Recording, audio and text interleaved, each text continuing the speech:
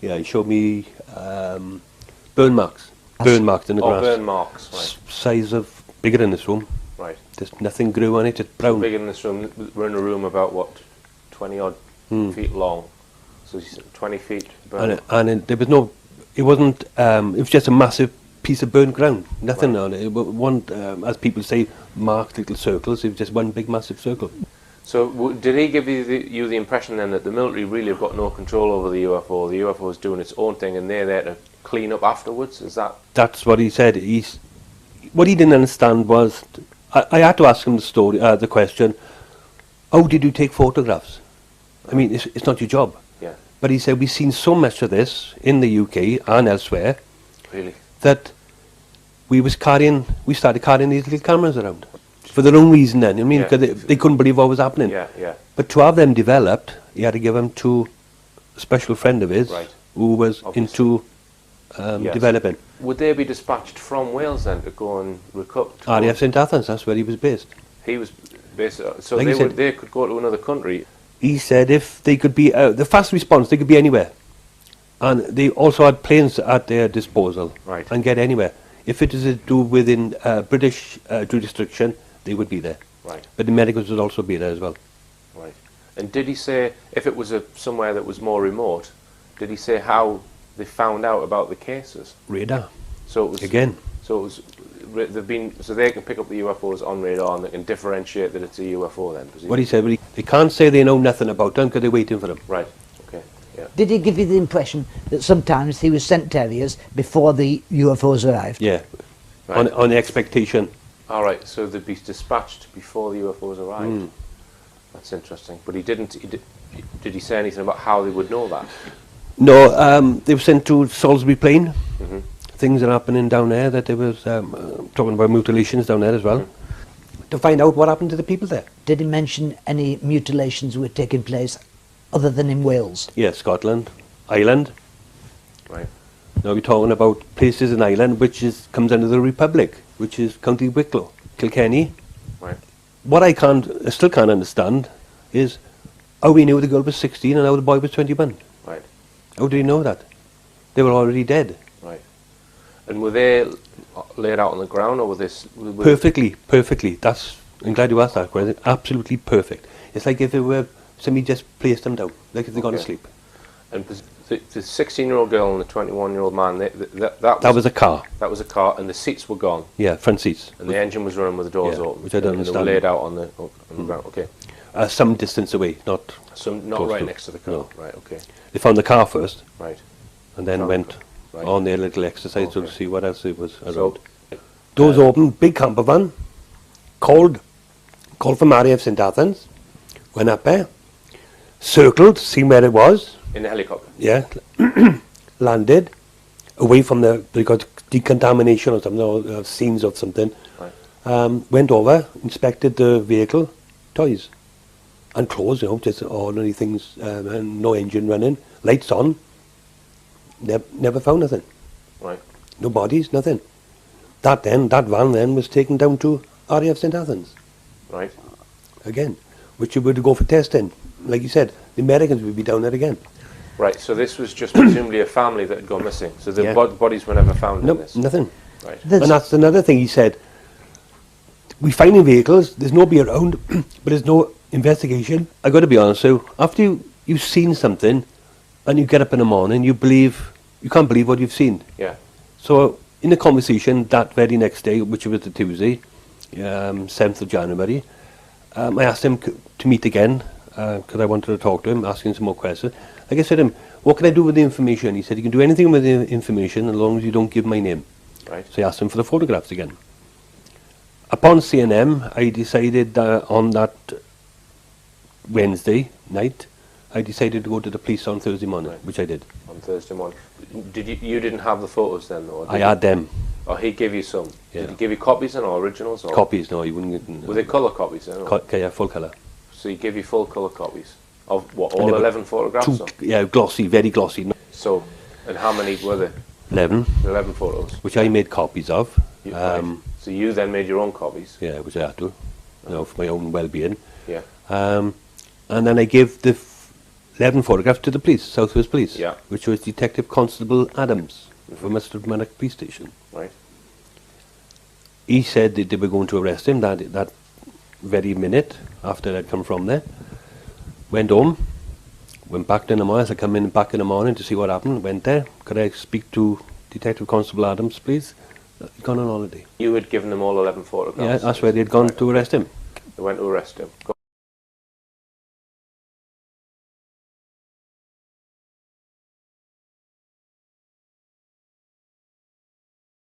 And Derek Goff did give me the name of the police officers and the police station that he took the photographs to and handed one set in. Right. And I did a freedom of information request to try and find information about this officer and, you know, did they have a case where 2 mutilated bodies had been reported, and I got nothing back from that.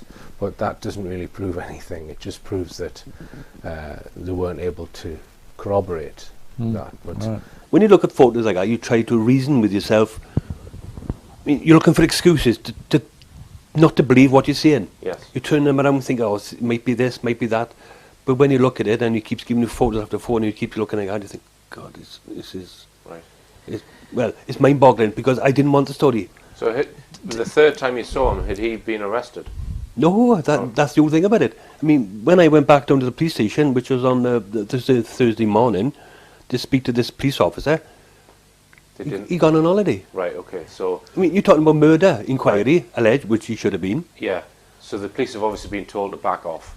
Yes, which I'm not known for my patience anyway, and I actually punched this police officer in the chest. Right. Not hard, which should have been assault. Right. She's been arrested, which I wanted, because I had a trouble reasoning with all this. My head was Because all you in felt you were disarray. being fobbed off by. No, my head was gone because of what I was saying. I didn't believe, Yes, I couldn't right. believe that this is happening today. Okay. I had never heard of any mutilations of humans ever in my life, except for one. And I only learnt of that about 2 years before. I mean, if you read a book and there's only one, it looks as if the book had been set on fire in Brazil. That's all it looked like. Right. But when you actually seen something that you don't want to see and you never asked for, all I wanted was a light in the sky, something exciting. Right. When those photographs appeared, he said, they're not the only ones. He was also marked, which he showed me on his arms, radiation. And he was a big man, like he said. Right. I'm afraid. I walk up and down, I check my kids all the time, especially in the dark. It's happening all the time. Right. He said, we got children, i.e. his group, we got children, and something got to be done about it. He thought he should report these photographs to the police, which is what anyone would do. Yes. So he went to the police, he handed them in. The police said to him, right, we're going to go and arrest this guy that you've met. Because I Right. think Goff had his address by then, or he certainly had his name and his details. They said, yep, we're going to arrest him, come back and see us tomorrow. He went back the following day and everything had changed. There was 2 plainclothes people trying to persuade him that it was all a joke. When eventually I got in touch with DC Adams, I said, what happened then? Because I wasn't happy anyway. Oh, I'll tell you what happened. He said, this man seen a light in the sky a couple of years ago and he thought he'd have a laugh with him. Bearing in mind what the story is, mind. All right. The police officer said that to you. That's his exact words. The police officer said to Derek, we've interviewed the guy. He said he was in the territorial army. He said he was pulling Derek's leg and just wanted to make... He seen a light in the sky a couple of years ago and he thought Right. he'd have a laugh. I thought, no, but that story you didn't. There's no way. That Detective Constable Adams, he Right. was going to arrest him there and then. I mean, I wasn't allowed. You're not allowed to stay here. Could he be brought back here and he don't want you to see... Right. Because nothing ever happened. Right. I mean, I went back in the morning, police officers had gone on holidays. Strange that he had murdered and inquired and he's gone on holidays. When I asked to see someone else, a policewoman came in and a man at the back. And being CID, dressed in plain clothes, I haven't got a clue who they were. So you don't know who they were, but there was some plainclothes officers that... Woman I was talking to, because if you look at the psychology of people crossing, if a woman talks to a man, it seems to be all subdued and it's not so much. But of course, there was a man in the back there, Right. standing there with his arm folded. When they were talking to you? Yeah, when she was talking to me, saying that, oh, you seen a light in the sky a couple of years ago. All right, so there was 2 plainclothes officers that you hadn't seen before Yeah. came in to tell you that he'd just seen a in the light interview sky. room. In the interview In room. the interview room, and there was another man in that room. You weren't told who these people He was right in the were. corner, just So stood they there. could have been MI5 or anything. I had to keep pushing him and touching him. You know, if you touch a police officer, it Yeah. comes under assault. Right. If you get So you would- arrested, I would have gone to the court, and then I could have told the story. Right. So you were trying to get a reaction Yeah. because you were upset. And I wanted to be arrested. I wanted to be arrested, so when I went to court, I could say, right, this is why I done this, because of the story. Okay. They didn't bite. Communication broke down between Derek and his source because the source realised Derek had recorded some of their conversations against his wishes, and Derek had given copies of the photographs to the police. After this, Derek wrote an article about the events in Global magazine entitled 580 Security Interview. The editor advised that certain facts about the case be altered so the story seemed less credible, because he was worried about the implications of revealing such sensitive information. After the article was published, Derek Goff was contacted by people claiming to be from mainstream media wanting his story, and offered money. When he refused to cooperate with journalists, he then started to receive telephone threats not to further publish the information, and finally suffered a very suspicious house fire, which seemed to be targeted in his office. He suspects that the person who read his gas meter the day before the fire was a bogus caller who planted a device. The meter was not due to be read at that time. Can I just ask you about the name then? So it's group and then a 5-8. space, 5 and then a space and then 8. So it's not group 58. No. It's group 5. Eight. Is it dash 8? Or? No, it is Group 5-8. Group 58 Security. You were in touch with this magazine, Global, and you gave the story to Global, who printed it in a fashion, but you know there was quite a number of mistakes in it. Yeah, but and as a result of it appearing in the Global magazine, you then began to be contacted by people who wanted to buy the story, to have the tapes, and offered you money for it. And it was ostensibly a person, a reporter from the press. I think you said he was from either the Times or the Guardian or something like this, who wanted to give the story. You refused the initial offer, which was £100 or something like that. I forget just what amount of money was involved. The person gave a phone number and an address, which turned out to be false. He phoned you again, giving you another phone number, another address, offering you more money, and you didn't give the details out because you wanted, because you were at the time receiving threats on the phone, which were saying you will never ever be allowed to print the story. Yeah, And but that- This is after you've printed it in the Global magazine. Yeah. Yes, but it was a bogus reporter wanting the story, Right. wanted to buy the story, and wanted to have the tapes. Right. And once that had failed, Derek started to receive phone calls which said categorically, you will not be allowed to tell the story. Basically, you put out the story into that magazine. You then started getting contact by the press. You also give me a News of the World card, and you refused every time to give your story to them. Yeah, I did, because it was... I had a feeling... I was so mixed up. I wanted the story out, but I didn't want no backlash in. I just wanted rid of the story. Let's face it, you were frightened because of the anonymous phone calls that were made to you, to be honest. to say that you were in danger and that your story would never be allowed to be printed. Derek was contacted by somebody allegedly from Metropolitan Police, New Scotland Yard, who wanted to know information about Matthew Williams. Derek said, I know Matthew Williams, but I can't give you the information. Subsequently, he rang up late one evening, probably about 11:30 in the evening. This guy rang up Derek to say, there's a warrant out for Matthew Williams' address. Do you know where he is? Arrest. Yeah. Do you know where he is? So Derek said, well, no. He said, I don't know where he is. Why should I know? Well, they said, if you do find out any information, make sure you let us know, because he's wanted, warrants have been issued for his arrest, he's wanted by this, that and the other. And we believe that this person was trying to discredit Derek. Subsequently, when at 2:30 in the morning we managed to get in touch with Matthew Williams, because Derek rang up and he's at his home, we found out the story was false. So Derek rang up this guy in a Whitehall number, New Scotland Yard number, saying what the hell are you playing at? There's no arrest warrant out for Matthew Williams. What the hell are you playing at? So the reply came back, Derek, they said, you're good at what you do. I have to apologise. He said, I was told to pass this story on to you. Right. So if you had then come out publicly and said there's a warrant out for Matthew's arrest, it would have made you looked after as if you were lying about that. Yeah. So And any subsequent stories therein, or what I was on about them, would have been blown out of the water. When the phone rang and Derek said, the bastards set fire to my house, I just couldn't handle it. I put the phone down and I was shaking. Right. I was absolutely shaking. As I mentioned earlier, I managed to make contact and meet with the same military source some 16 years later and was able to get further information. Here are some video diaries I made when trying to establish contact with Derek Goff's military source. I need to verify that this guy exists, so I would like to speak to him, even just to say, look, can you speak to me about Group 58?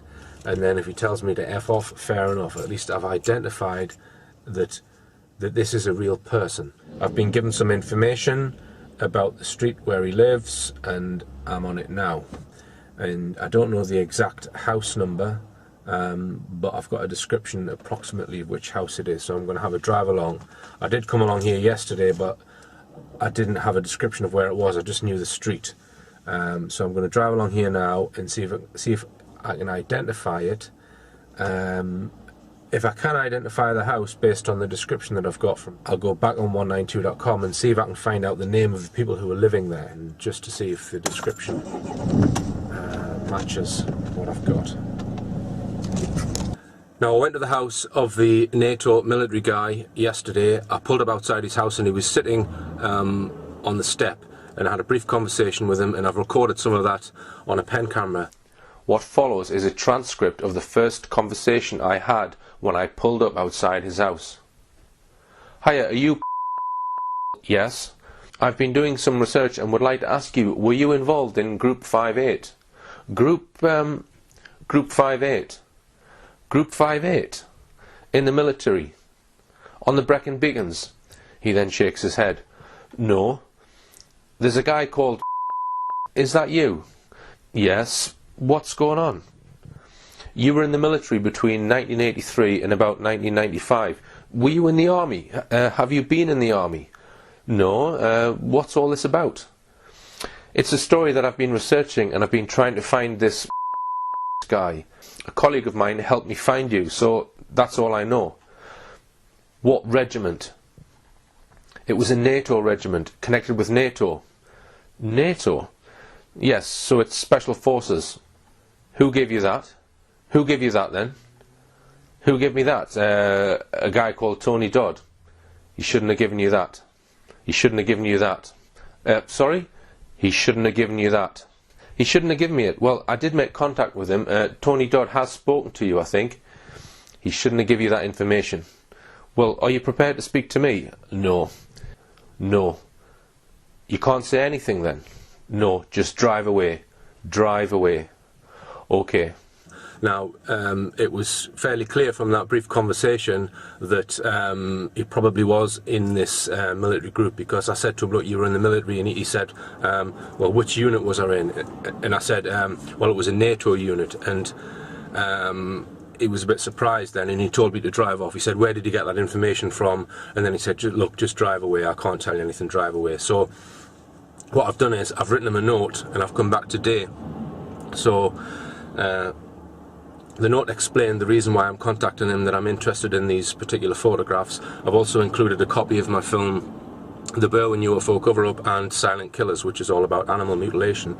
So I went to put those through his letterbox today, and also a note just to tell him where and how he can contact me if he wants to speak further.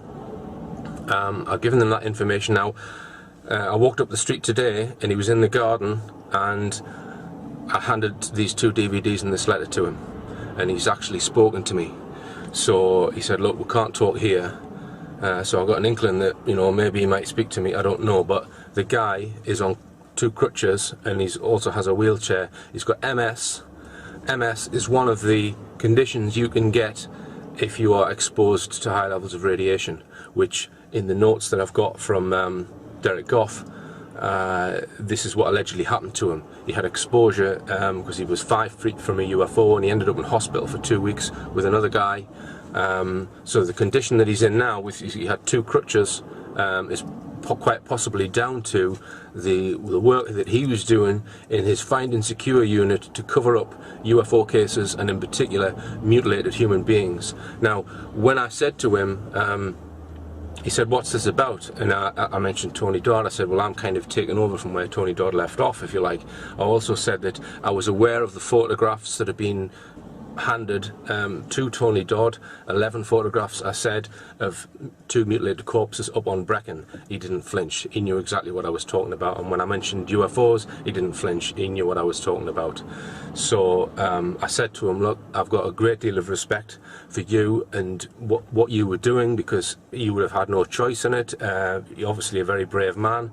And you can clearly see that probably 10, 15, 20 years ago, he's a thick-set, muscular bloke, but he's obviously got some sort of MS, which is why he was on two crutches.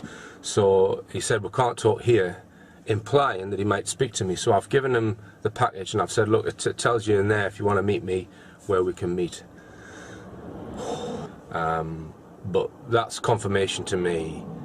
Obviously, he didn't say, yes, I was in the military, yes, I was in NATO, but everything that I was putting to him, there was no look of, what are you talking about? It was sort of almost, how do I know this? How have I got to find out this? That was more his look. So, and I said to him, I realised that this whole thing that you were involved with has not been easy for you, and I said that I respect him. So let's see if anything comes of it. But he said to me, look, you can't keep coming to the house. He said to us, right, if you drive down there in this particular car park, he says, wait for me there, I'll be 20 minutes. So I waited, he showed up, and then he said, right, follow me in the car. He drove about a mile to a place which is safe, that no one can hear us speaking. We got out the car. He then checked to make sure that I didn't have any recording devices on me, and I turned my pockets inside out and showed him that my camera was in the car. I said, is it okay if I take some notes? So I had a piece of paper and a pencil. He says, that's fine. So he spoke to me.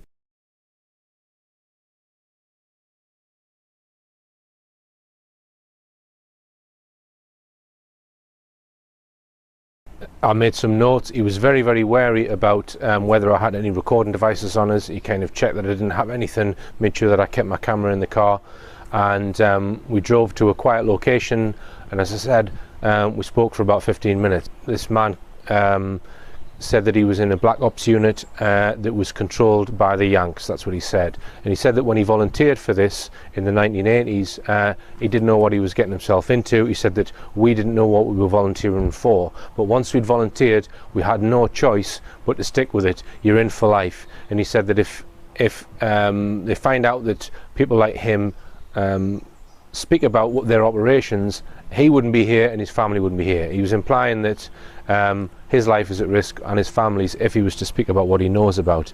Now, I asked him about this alleged encounter with the UFO. In the previous notes, it was stated that one of these Black Ops soldiers was just 5 feet from a UFO. I asked him about this, and he confirmed that that was the case. And I said to him, well, how come you were so close to it? And he said, we were guarding it. All right, so I said, well, was it a crash retrieval? And he said, right, I can't tell you any more information about that, so read into that what you will. Now, he also said that he witnessed all kinds of things in and around the craft. He said that he actually witnessed an ET on more than one occasion, and he said it's nothing like you would see in films with big eyes and smiley faces. And I said, well, what did this being look like? And he said it looked like a devil, which is possibly some kind of reptilian entity. Now, and he also said that they would rip you apart. That was what he said, and he said that he did get a view of inside this particular landed UFO, and he said that there was all kinds in there, and he implied that there was human body parts in there, and we've heard that from people such as Bill Cooper in the past. There were many more saucer crashes and downed craft than what you have realized. There were many more alien bodies recovered, and there were more live aliens recovered than what you are aware of. But that's not important. The important thing is that they occurred, not how many and not where. The important thing is that they occurred. And those of you who want to argue over how many and where and how many bodies are wasting the time of everyone else, because that's not important. What's important is that they occurred. And there are two crashes that are so important that the government will go to any lengths to prevent you from finding out. And those are two crashes which occurred near the city of Aztec, New Mexico. Why? Because both of those crashed craft contained human body parts. And they are deathly afraid of a national panic. Now, I asked him about his injuries because he clearly has got health problems, and as have a number of the people who were on his team, and he said that some of his colleagues were no longer with us, so they've died as a result of their injuries, which were they suffered as a result of being in part of this Find and Secure team. He also said that they have all suffered skin rashes, cancer, skin cancer, and tumours as well. And like I say, some of his friends on that unit have already passed away, and they'll only be probably in their early 50s. Now, I asked him about the injuries to try and get him to describe the injuries that have been found on some of these recovered corpses, and he just said, you just wouldn't want to see it. All right. He also gave information about an underground facility near Sunnybridge, and also confirmed the radar facility, which is hidden under the ground on the Brecon beacons, which comes up at night, some radar facility which is used for tracking the UFOs. And I asked him, you know, how come you're able to do this? And it's because he confirmed again that they have advanced warning, and he doesn't know how. He doesn't know how they know when these UFOs are going to appear. And I asked him how often he would go out on these missions, these Find and Secure missions. He said about 4 times every 6 months. I asked him about the statement in Derek Goff's notes that they witnessed between 30 and 40 mutilated human beings. He confirmed that. He confirmed that, you know, there's a lot of cases, and he said that it was something you would not want to see. And he was saying, oh, films are all good enough about UFOs and ETs and all of this. He said, but when you get involved in reality, it's a completely different thing. And the other thing he said was, he says this statement that aliens are friendly, that he's obviously heard through watching media and whatnot, he says he was no way. And I said to him, well, how long do you think this sort of activity is being going on for? And without flinching, he said, since before we were here. And I said, is it still going on now? Absolutely. And I said to him, do you believe that there's different types of being, different types of alien? And he said, yes, he did believe that. But the one that he described was, as he said it was like a devil. He says, but it would rip you apart, extremely strong and powerful. I asked him about locations where this activity is going on, and he said he believed that it was happening all over the world. I also asked him how he felt about his situation, the fact that he's not allowed to speak about anything, and the fact that he's obviously physically affected by the radiation burns that he received. And he said he didn't have any hard feelings about it, because he said that we signed up for this. Okay, we didn't know what we were signing up to, but we knew it was something that could put our lives at risk, so I signed up for it. So he doesn't, and he said that's why they're looking after him now. They're obviously giving him some sort of probably psychological and physical support, and probably financial support for his service in this Special Forces group. I didn't get a chance to get the name confirmed. I didn't ask him about Group 58, didn't ask him about NATO, although he definitely reacted in a way the other day to suggest that NATO, it was a NATO group, but today he's described it as a Black Ops group. He had physical sort of lumps on his lips, which possibly was part of this skin tumour, skin cancer that he was talking about. He's on crutches, and he's probably only about 50 years of age. And just from his demeanour and his mannerisms, the way that he put it across, he was confirming pretty much everything that that I was asking him about the original Goff interview, and he also gave me additional information. So for me, it's I'm convinced that this activity has gone on and is still going on, that the ET phenomenon, or the UFO phenomenon in the UK and other parts of Europe at least, is linked to human mutilation cases. One of my objectives was to recover the photographs from the source, but these were not forthcoming. I have no reason to doubt Derek Goff was in possession of the images. At my time of meeting the military source, he seemed to flip-flop over the idea of giving me images of mutilation cases, which he explained he did have in his possession. Here is a list of information he relayed to me in a series of 5 meetings in the latter half of 2013. He joined the military when he was 17, straight from school, and initially trained as a para. He was stationed at Hereford, and they were asked if they wanted to volunteer for something different. 11 volunteers were picked out. It was a Special Forces Black Ops group under command of NATO, in which the Yanks were in charge.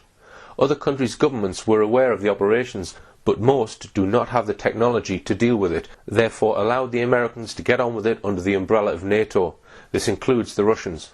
Whilst on an operation near the Russian border, a UFO came out of a cavern system and nearly took their heads off, upon which they opened fire. Opening fire would not usually affect a UFO. He thought that there would definitely be another group carrying out these operations today. The operation in Brecon Beacon, where the 2 bodies were discovered, was on Talibant Mountain. The military have secret systems based on a laser that can bring down UFOs. There are 8 around the world that he knew of, 2 in the UK, 1 in Germany and a few in the US. It disables or interferes with the propulsion of the UFO and causes them to come down. The military had an idea roughly as to where and when the UFOs were appearing, and would send their team out in advance of firing this weapon. Once the evidence is secured, another totally separate team would come to the site. This could take days.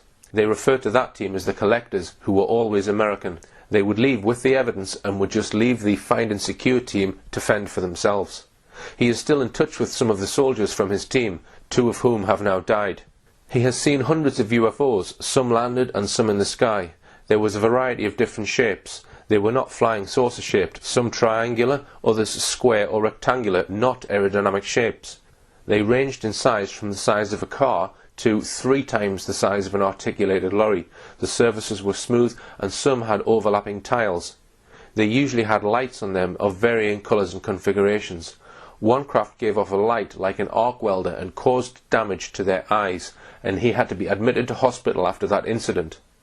Another craft which they got close to looked metallic, but when pushed by hand gave way, having some kind of elastic property which returned to the original shape after applying a force. He said he thought that because some of the craft were so small, there must be bigger mother-type ships which these craft had come from.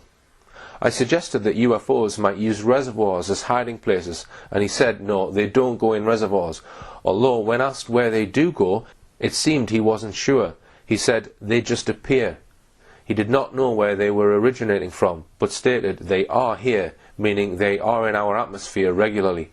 He said they can just appear, and when asked about cloaking, confirmed that he thought they had those kind of abilities, and also incredible dynamics.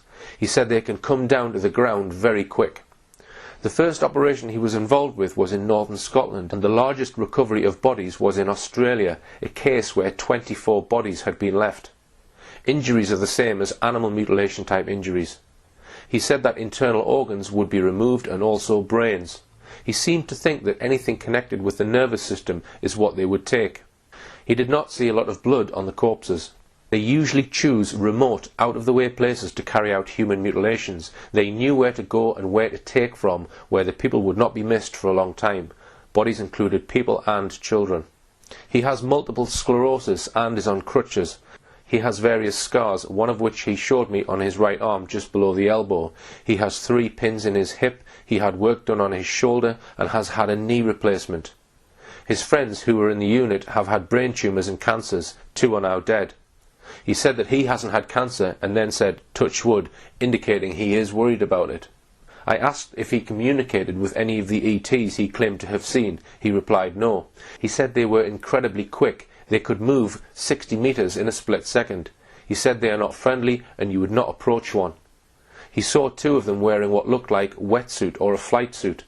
He said you could not approach them on your own. You needed cover because they were so quick. He said he witnessed 3 distinct types of ETs on these missions.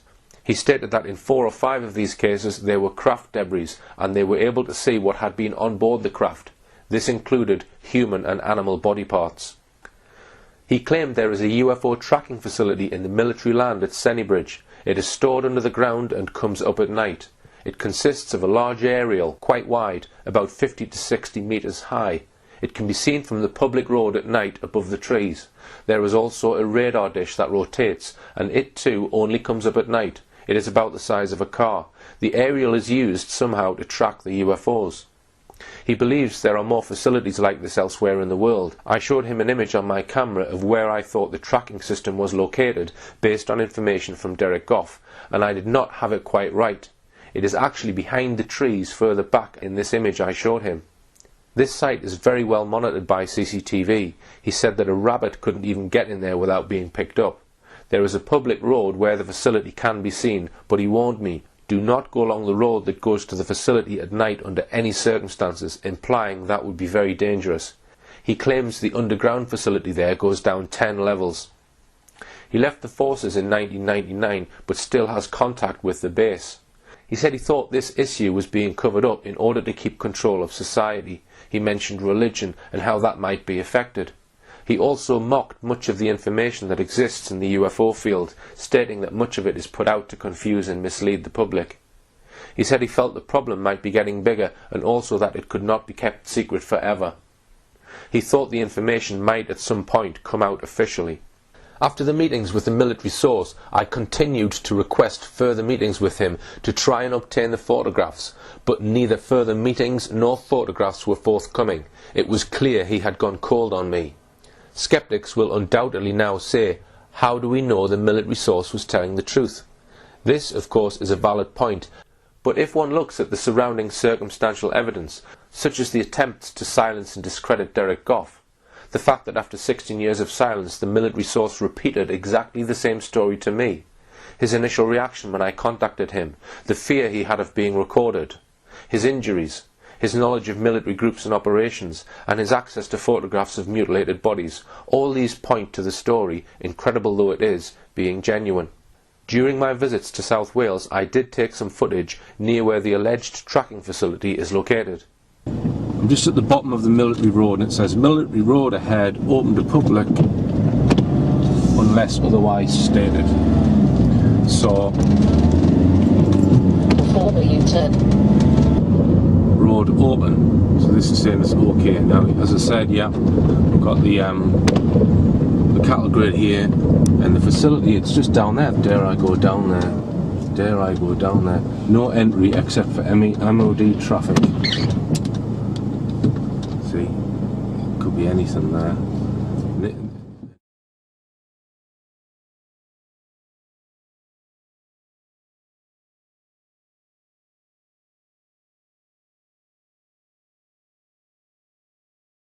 Derek Goff has told me some information about who he handed stuff to, and one of them is a guy called Neil Spring, who had connections with Oxford University. Yes, and he's yes. supposedly given Neil Spring some of the audio tapes of Goff talking to the NATO guy. But I think Goff says that they went missing from Neil Spring's locker, so he lost those audio tapes. So did you have some correspondence with Neil Spring, David? I'm assuming Neil Spring lives in South Wales, close to Derek Goff, Right. or to, sorry, David Coggins. Because I wasn't sure how they got to know each other. Right. Anyway, I think it's because he lives in South Wales and close by. Yeah. So Oxford University had a year or two ago formed a new UFO group, and they had speakers and talks, and they invited Graham Birdsall to come and speak, who was the past editor of the Quest International UFO magazine and director of Quest International. And at some point in the proceedings, Neil Spring apparently took Graham to one side and whispered something to him like, you know, I think you ought to know about this. So he was acquainting Graham of his knowledge from those audio tapes, thinking Graham might do something with it. And I think at that time, when he got back to Yorkshire, to Leeds, Tony Dodd had actually left and resigned his position with Quest International. So he thought, I would be the appropriate person to pass this message on and a phone number. So I did ring him, and with the hope that he would furnish me with a copy of these tapes.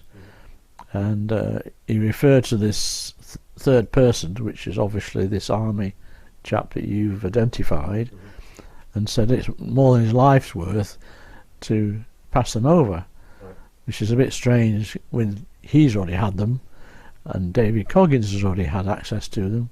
He wouldn't give me the contact number of this military guy, or even David Coggins, because he didn't know that I didn't know David Coggins at the time, which I didn't. So I think you and I are both of the same mindset, that we don't make a judgment as to the true motives or the reasons behind this. We're looking at the evidence.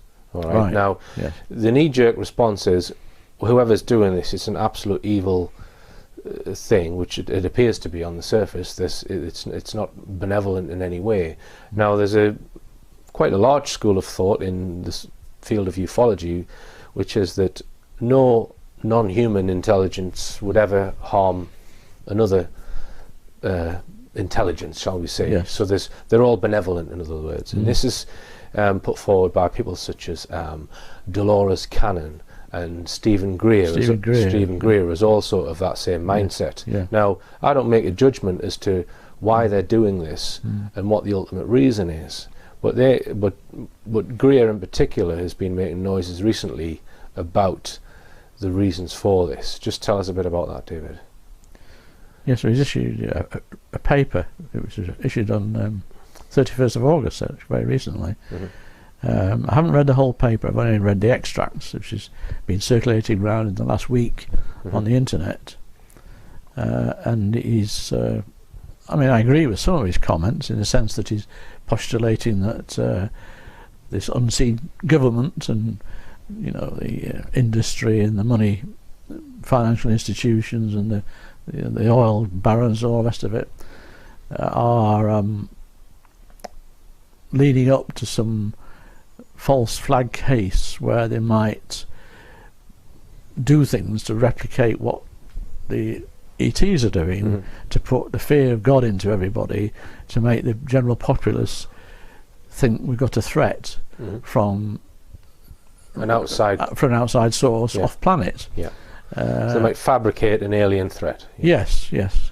And so his hypothesis is that anything that seems to be evil connected with unexplained UFO type phenomenon is all a psyop. Yes, he That's says what he's saying. He's saying that the evil people are the government agencies, or whoever these people are, or orchestrating and ordering this sort of activity to fool the public and the media. You know, my response to that would be, well, okay, why have they got a NATO group being set up, which is covert apart from the one whistleblower that we've had, to tidy up after human mutilation cases? Why does the military need their own group to keep it secret and keep it covered up and take away the evidence and seal off the area and all the rest of it? Why do they need that group? Just look at the case on Filey Beach. Is Stephen Gray saying that the military did that seal? Yeah. That was just so happened to be found one morning by a couple of people walking past on Filey Beach. Yeah.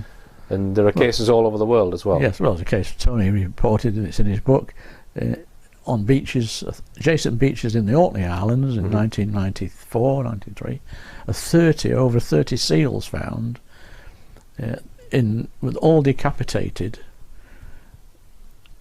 but that cut through the same vertebrae joint in the neck.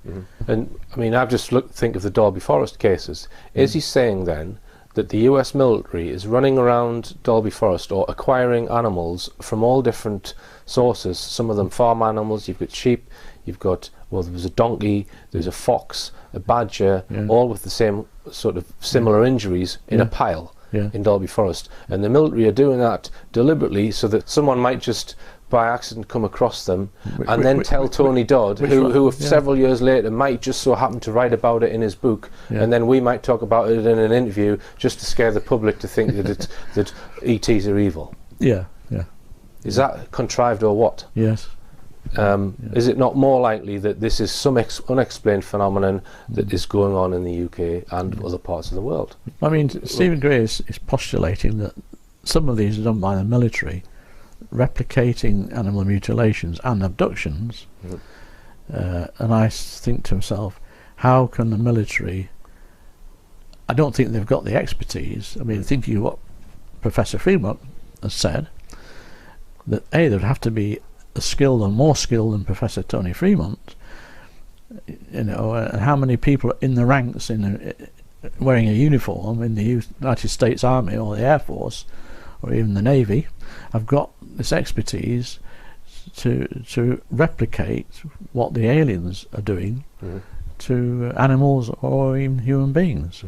So I don't think his reasoning stands up to scrutiny, to be honest. Putting forward this argument that all ETs would have to be benevolent, that is possibly some kind of psyop in itself, in that, in my view, that at some level the NSA or whoever have had some contact with the groups that are possibly doing this, and maybe even have knowledge of it. I mean, Goff said that they had advanced warning of what day there was going to be UFO activity and would specifically monitor the situation on certain days. They knew when mutilations were more likely than others.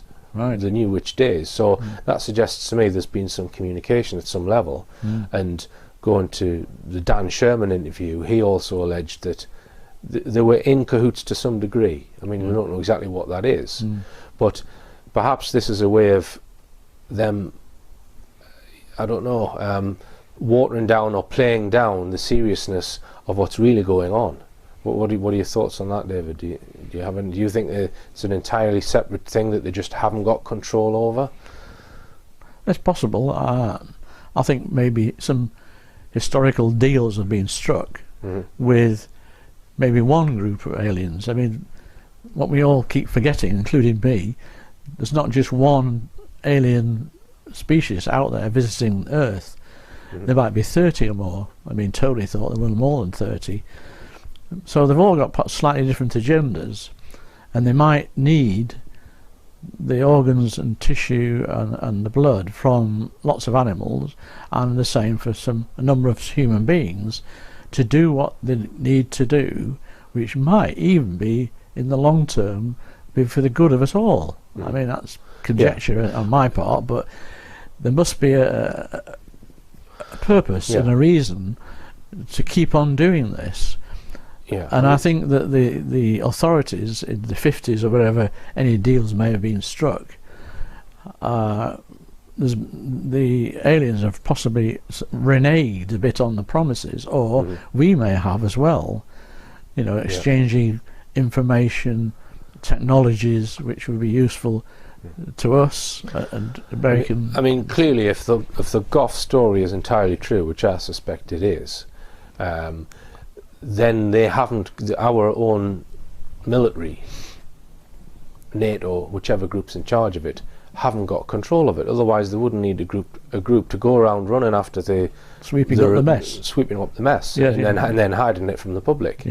So they've not got a handle on it. No. Which they would definitely. We know that they've covered up on animal mutilation, and as Tony says in his book, this is an even higher level cover up. Yes. For obvious reasons, I suppose. I mean, I don't agree with covering it up, and I don't think you do either. No. But people in positions of power, they probably wouldn't want to share that information. No. I mean, Stevie Greer is a very persuasive, strong character. Quite bullish, in my opinion. And, you know, he's dictatorial a bit, perhaps, like you follow my line or you don't type of thing, you know. And he's got his own agenda anyway.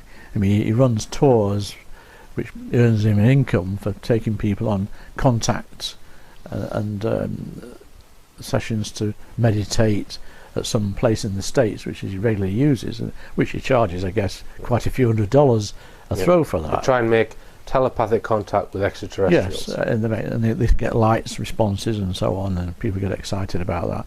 So he doesn't want to show the aliens in a bad light, because that would frighten people off going on to these special tours of trips and meditation and making contact with the aliens, or a particular group of aliens, which might be quite friendly towards us earthlings in that particular location. I don't know, but he's trying to put this overall umbrella up that they're all not here to do us any harm, and they're all here for our benefit. And it may be that for our benefit they have to take so many animals and all this blood and guts, if you like, even from human beings, to something to do with preserving our planet and us as a human being, the human race, in the future.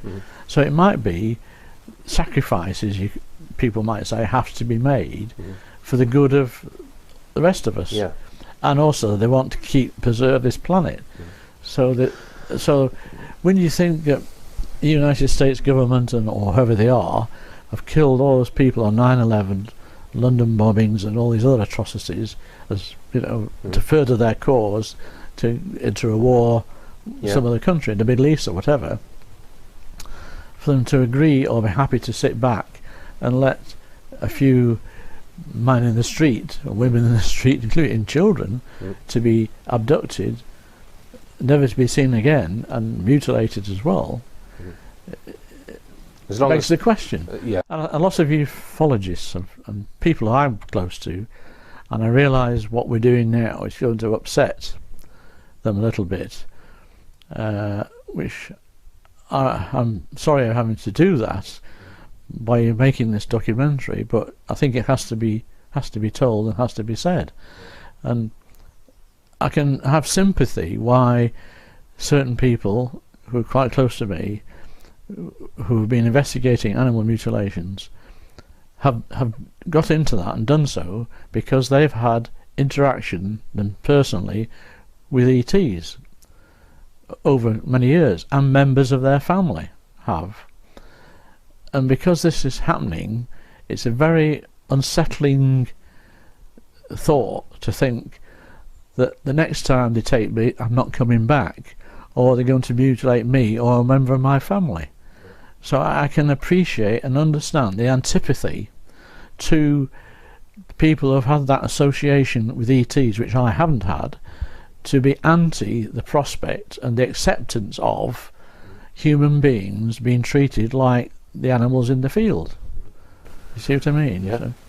And it does divide the camps in the ufology, and as you've said, it's often a step too far. It clearly is for Linda Moulton Howe, with all her vast experience and information she has upon Earth files, was a pioneer in bringing the animal mutilation cases and information to the public domain. You know, bless her heart, she did a tremendous job and still is. But then she stops at this point of non-acceptance of the human element. And you have to ask the question, why is she doing that? Has she been warned off and said, if you want to continue doing what you're doing with coast to coast and all the rest of it, you've got to not involve or mention or talk about human mutilations? Otherwise you're out of business, lady. I can hear them threatening. She's been threatened. She told me and Robert one day, we were in Wiltshire, she'd had a gun pointed in her face to threaten her, because she was already overstepping the mark a bit, even with the animal stuff. So that's a clue to me that, you know, if she's getting threatened about her information she was divulging and promulgating on the internet about animals and all the talks and the books and all the rest of it, something stopped her.